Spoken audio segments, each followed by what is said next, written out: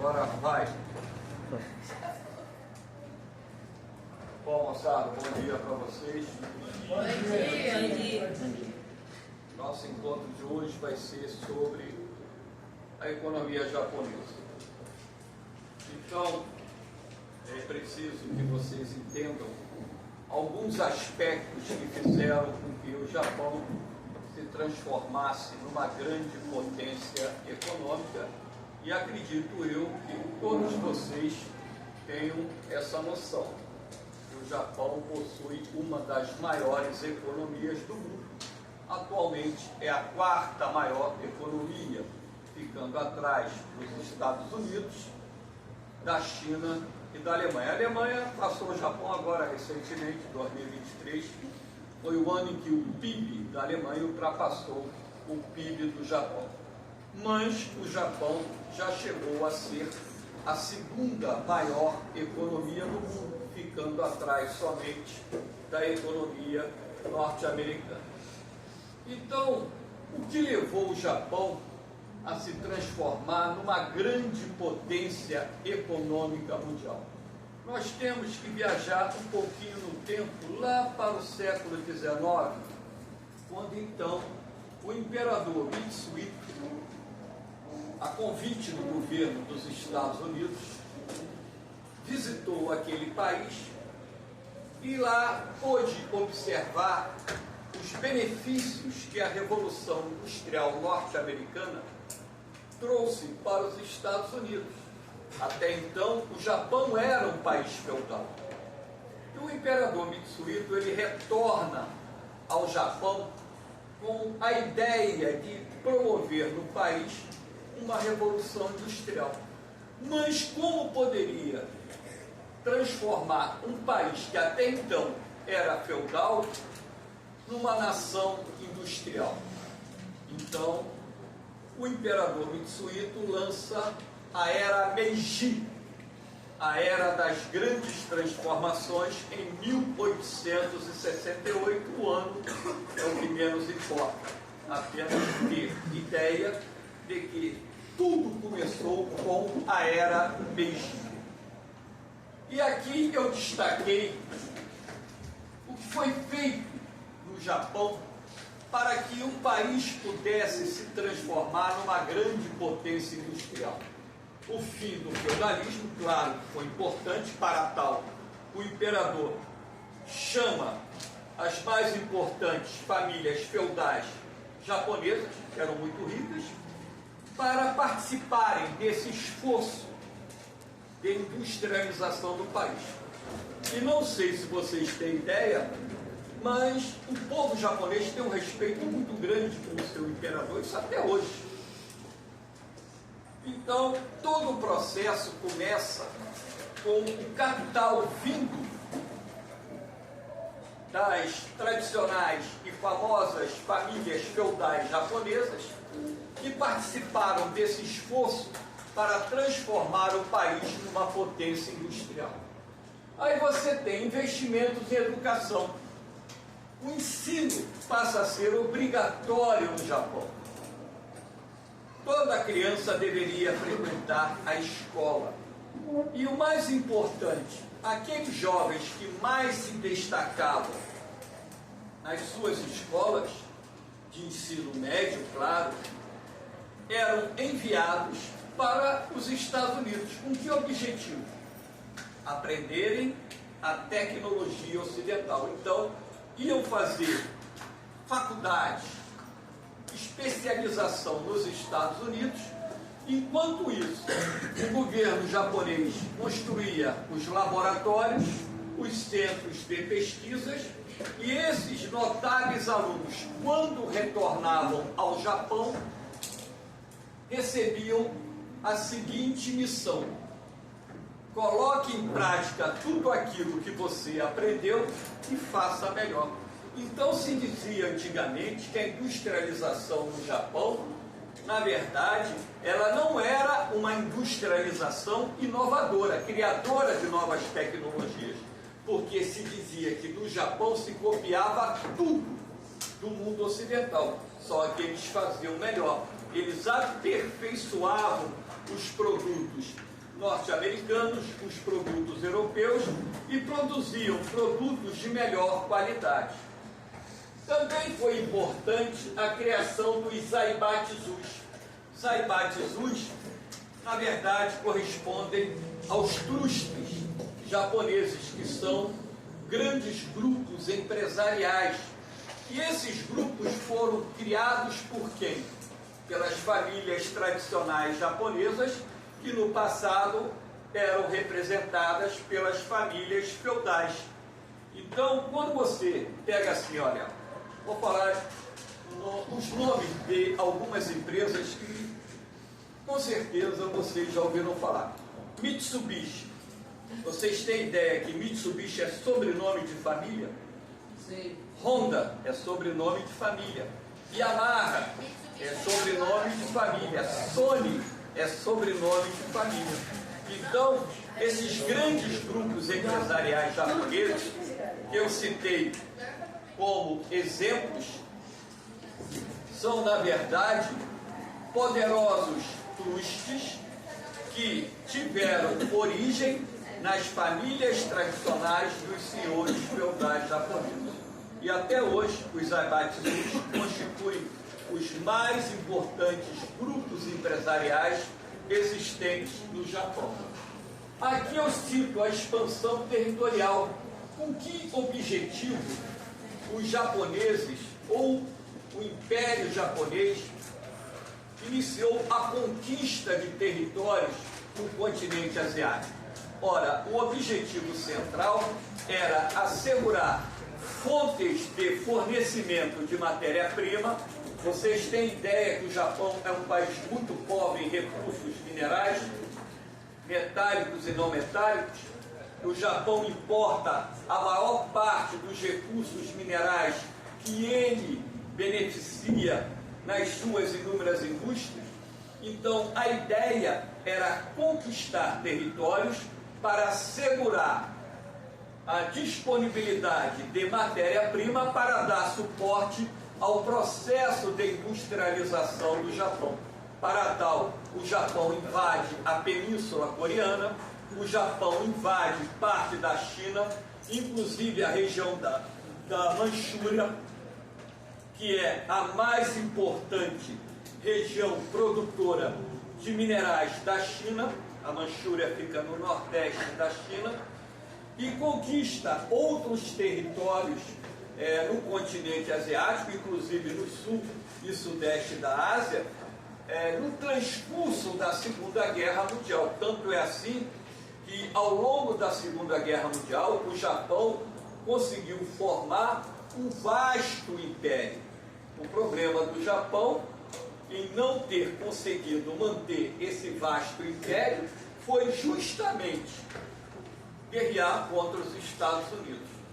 Então, após o ataque japonês à base aeronaval lá no Havaí de Pearl Harbor, os Estados Unidos declaram guerra ao Japão e, consequentemente, podemos assim dizer que os japoneses acordaram um gigante adormecido, porque os Estados Unidos já era a maior potência econômica da época, não era a maior potência militar, fique bem claro, mas era a maior potência econômica do planeta.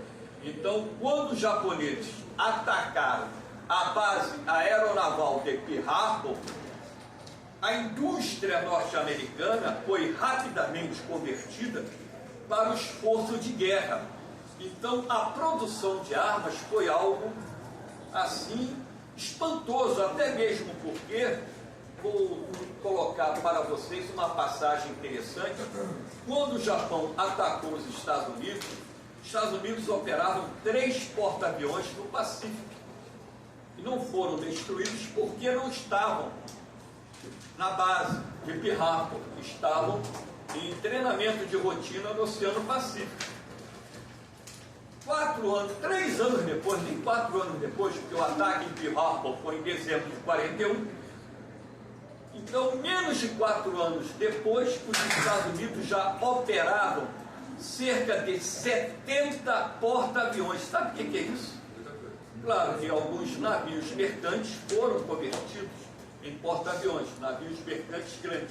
Mas a indústria naval norte-americana deu uma resposta gigantesca, porque não foi só a produção de porta-aviões, a produção de navios de transporte, a produção de contra-torpedeiros, a produção de encouraçados, cruzadores, que eram, juntamente com os porta-aviões, a espinha dorsal da Marinha de Guerra dos Estados Unidos.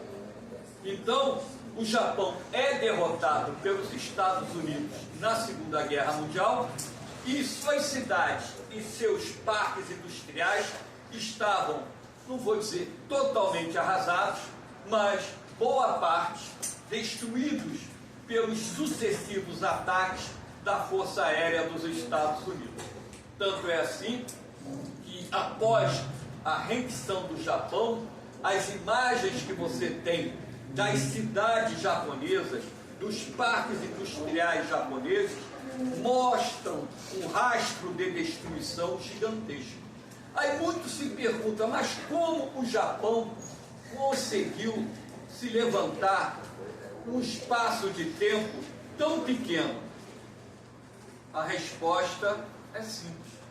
Primeiro, em função da ajuda dos Estados Unidos. O Plano Marshall, lembrando a vocês, já falamos sobre ele, foi aquele plano criado pelo governo norte-americano para auxiliar na reconstrução da Europa Ocidental, dos aliados dos Estados Unidos, que haviam sido semi-destruídos durante a Segunda Guerra Mundial. Só que o Plano Marshall, ele tem a vertente japonesa. Aí você pode me perguntar, mas professor, os Estados Unidos destruíram o Japão e ajudaram a reconstruir? Qual era o objetivo principal dessa ajuda? Alguém tem ideia? Claro que não. Então, após o término da Segunda Guerra Mundial, qual era a principal ameaça aos interesses políticos, econômicos e militares dos Estados Unidos? A União Soviética.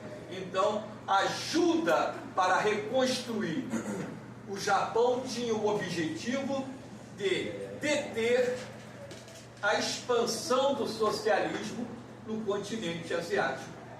Entenderam? Então, para os Estados Unidos era importante ter o Japão novamente forte, agora sob controle dos norte-americanos. Os Estados Unidos têm várias bases militares no arquipélago japonês, porque o Japão seria, vamos dizer, um porto seguro para os interesses norte-americanos em deter a expansão do comunismo no continente asiático. Nós vamos colocar em pauta aí a questão da Guerra da Coreia, que dividiu a Coreia. Nós tivemos a guerra no Vietnã, a guerra no Laos, a guerra no Camboja, ou seja, vários movimentos revolucionários, junto com a Revolução Comunista Chinesa de 1949. Então, os interesses econômicos, políticos, estratégicos, militares dos Estados Unidos estavam em risco no continente asiático. Daí, eles terem ajudado o Japão, assim como ajudaram os tigres asiáticos a se desenvolverem, que é um tema que nós veremos depois de analisarmos o Japão. Tranquilo? Aí você tem aqui a reorganização dos Zaibatsus. Os norte-americanos permitiram que os Zaibatsus fossem reorganizados. A redução dos gastos militares, a nova Constituição japonesa limitava os gastos militares, com isso sobrava recursos para investir na reconstrução do país. Está entendendo? Elevados investimentos em educação, ciência e tecnologia, que aliás é o pilar do desenvolvimento do Japão. Eles têm um sistema educacional muito rígido, muito forte, que deveria, sabe, ser copiado por certos países, que eu não vou nem dar exemplo, né, para não pegar mal, mas já falei a vocês do que é o ensino lá no Japão, a seriedade, aliás, em outros países ali da região também, educação muito forte, né?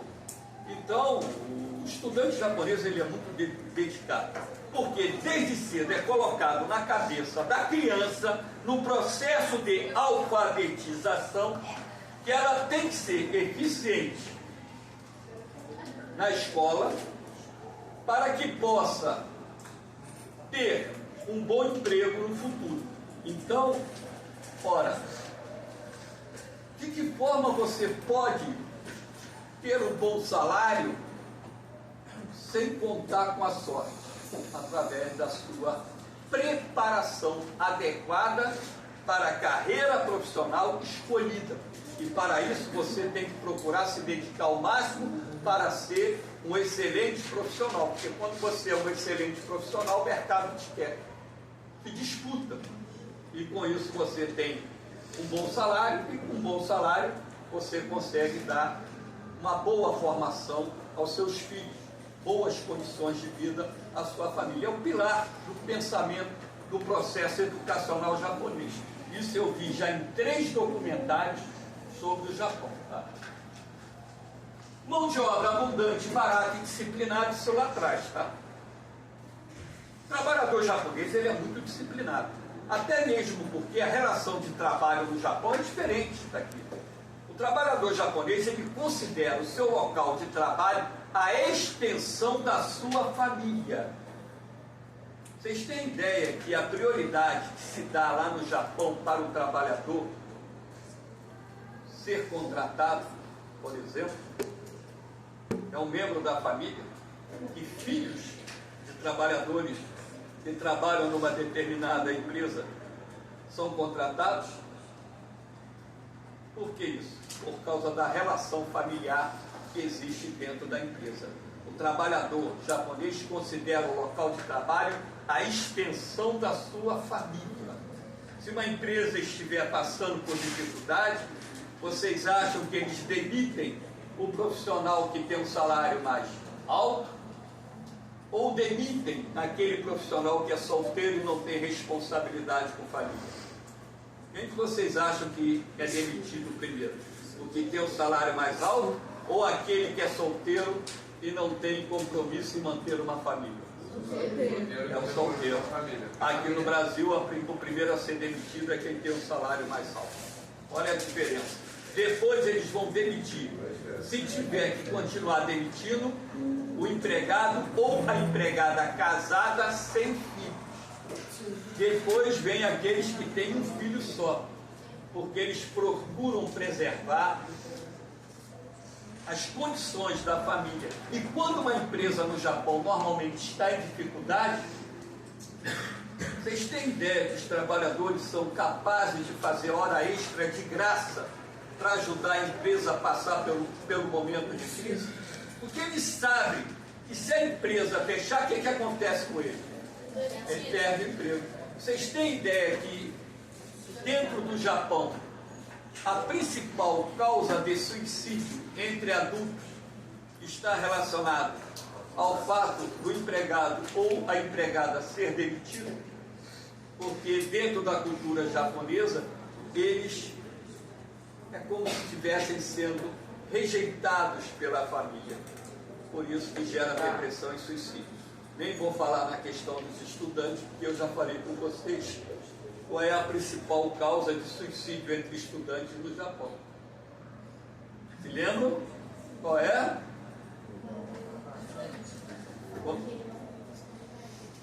Quando ele vai repetir o ano. Quando ele repete o ano, dentro da cultura japonesa, ele levou a desonra para dentro da família. É uma cultura, claro, que a gente entende que é totalmente diferente da nossa. Tá? Então, tranquilo? Mas isso aqui eu já falei, né? Conquista de novos mercados, a política. O que a China faz hoje? Sabe que o mundo hoje foi conquistado pela China, os mercados, não é isso? Falamos já sobre isso semana passada. Quem fez isso antes foi o Japão, década de 70 e 80. Produtos japoneses invadiram o mundo inteiro, como hoje os produtos chineses invadiram o mundo todo. Tá? Então é uma política agressiva para a conquista de novos mercados, também gerou esse crescimento. Essa rápida recuperação da economia japonesa ficou conhecida como o milagre econômico japonês. Por que isso? Como um país que foi destruído na Segunda Guerra Mundial, semi-destruído, né? Não foi totalmente, conseguiu em poucos anos se transformar numa das mais importantes economias do mundo. Então, dentro do contexto internacional, esse processo ficou conhecido como milagre econômico japonês. Tá? Depois, aqui na década de 70, nós criamos o milagre econômico brasileiro. Mas aí é dentro de um outro contexto. Aqui nós temos a distribuição da indústria japonesa. Por que os maiores parques industriais do Japão estão no litoral? Para e pensa. O Japão é rico em recursos naturais? Não. Minerais metálicos, não metálicos, não. Então ele depende da importação da matéria-prima. Quase toda a matéria-prima beneficiada pela indústria japonesa é importada, inclusive aqui no Brasil. Então, suas unidades industriais ficam em cidades portuárias. Então, os grandes centros urbanos industriais do Japão estão no litoral. Entendeu? Não só pela questão da dependência da importação da matéria-prima, como também do fato do Japão ser um dos maiores exportadores de produtos industriais do mundo. Tá? Então aqui eu destaquei alguns centros industriais de grande relevância. Tóquio, que aliás é a maior cidade japonesa, ano passado estava com 2023, né, 13,5 milhões de habitantes, pouco maior que São Paulo. Né? Yokohama, Nagoya, Kobe, Kyoto, Osaka são exemplos de grandes centros industriais. Claro que no Japão existem outros grandes centros industriais. Agora, quando se fala, né, em tecnopolo, tecnopolo é uma área que reúne universidades, centros tecnológicos, laboratórios, indústrias de alta tecnologia. O mais importante tecnopolo do Japão, temos que lembrar que o Japão é um dos países mais desenvolvidos tecnologicamente do mundo, fica aqui nessa cidade, Yokosuba. Então, esse grande centro japonês é considerado o mais importante tecnopolo do Japão e um dos mais importantes do mundo. Aqui nós temos a indústria eletrônica, a indústria aeroespacial japonesa, a indústria de informática, que são muito desenvolvidas. Vocês têm ideia que o Japão tem um programa espacial que lança satélites por meios próprios, já mandou naves não tripuladas na Lua, vocês têm ideia disso? Que pouco se fala por aqui sobre isso. Quais são os principais tipos de indústrias? Ora, coloca na cabeça de vocês, toda vez que se fala numa potência industrial, praticamente todos os tipos de indústrias lá são encontrados. Então, destaquei apenas alguns exemplos: a indústria eletrônica, a indústria naval, a indústria aeronáutica, aeroespacial, automobilística, máquinas, equipamentos, química, farmacêutica, além de uma gama muito grande de indústrias de bens de consumo. A indústria de defesa no Japão está em desenvolvimento, o Japão está se rearmando, mudaram lá a lei permitindo que o Japão pudesse voltar a investir mais fortemente em armamentos, porque existe uma ameaça ali na região aos interesses japoneses. Aliás, duas ameaças, quais são? Tem ideia? Hein? Qual é a segunda maior economia do mundo? China. Então a China e o Japão têm litígios territoriais, tá? E qual é o país ali daquela região que desenvolveu energia nuclear, que tem um presidente que é, vamos dizer assim, excêntrico? Qual é esse país? Coreia do Norte, muito bem, Coreia do Norte. Então, a Coreia do Norte é um país que desenvolveu armas nucleares. Então, em razão dessa crescente ameaça da China e da Coreia do Norte, o governo do Japão entendeu, junto com o seu parlamento, que era preciso flexibilizar a lei dos gastos militares para que o país pudesse se rearmar para enfrentar uma ameaça crescente vinda da China e da Coreia do Norte. Tranquilo? Entenderam? Alguma pergunta? Tá. Daqui a pouco a gente continua. Pode finalizar.